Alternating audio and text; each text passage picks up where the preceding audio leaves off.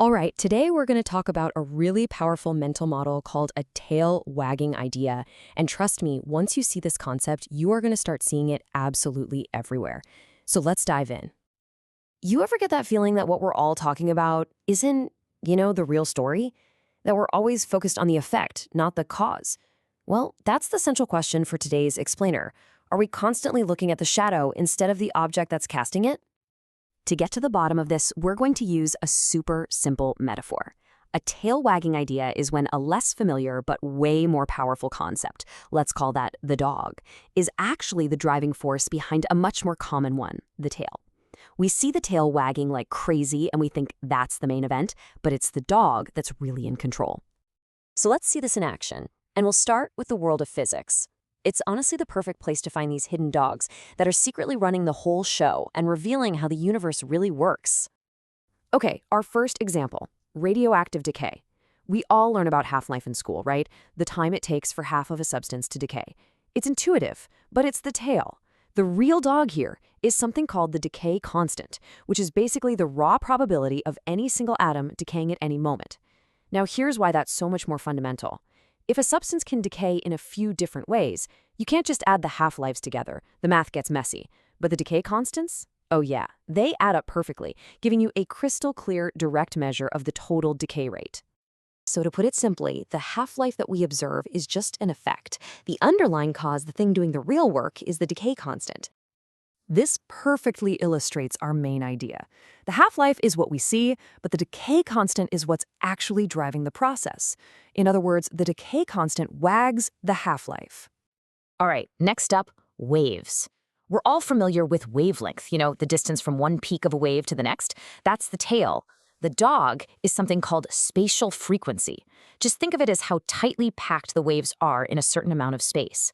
This is way more fundamental because in quantum mechanics, a particle's momentum is directly tied to its spatial frequency, not its wavelength. It's a much more direct link to the underlying physics. The pattern just repeats. Wavelength is the effect we observe, but spatial frequency is the fundamental cause that's actually driving the wave's behavior. So our second takeaway is just as clear. What's really going on is that spatial frequency wags wavelength. Are you starting to see the pattern here? Let's talk about heat. We all know temperature. It feels simple, right? But it's actually a pretty limited concept that kind of breaks down in exotic situations, like inside a laser. A much more fundamental idea is what we can call energy's uncertainty slope. It's a way of looking at how the uncertainty or entropy of a system changes as you add energy. And this entropy-based view, it works everywhere and gives you a much deeper insight into how heat and energy really behave.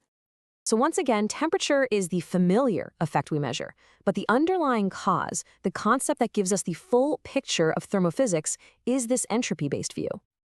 And you know what's coming, this deeper concept, energy's uncertainty slope, is what wags temperature. It just proves that even for something as common as heat, the dog is in charge. Our final physics example comes from Einstein's relativity. We use coordinate velocity, kilometers per hour, every single day. But when you get close to the speed of light, it gets weird and stops being very useful. The dog is proper velocity, which measures the distance covered from the traveler's perspective in the traveler's own time.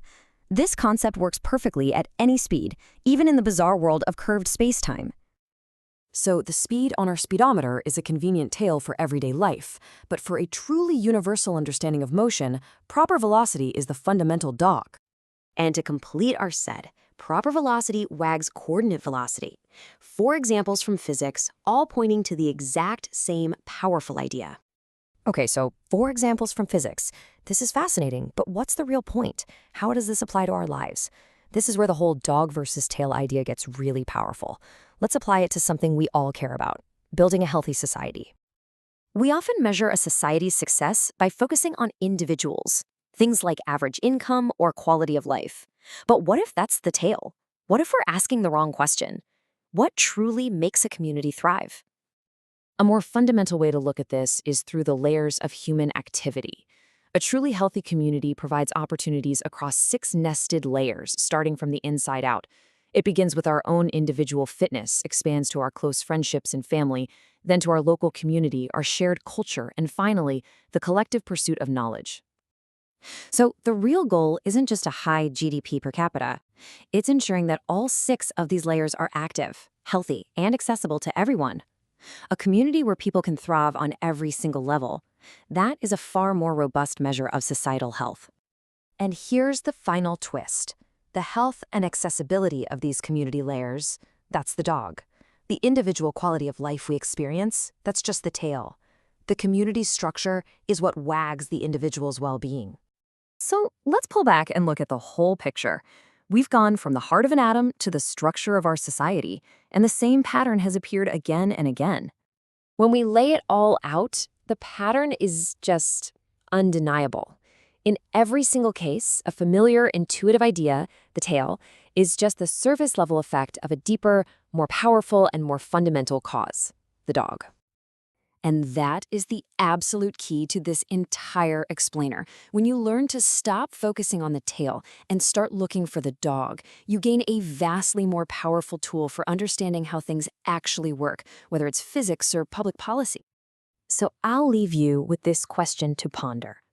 In your own life, in your work, in the news you read, what is a familiar tale that might be distracting you from the real dog that's driving everything? What's the next tale we all need to look past?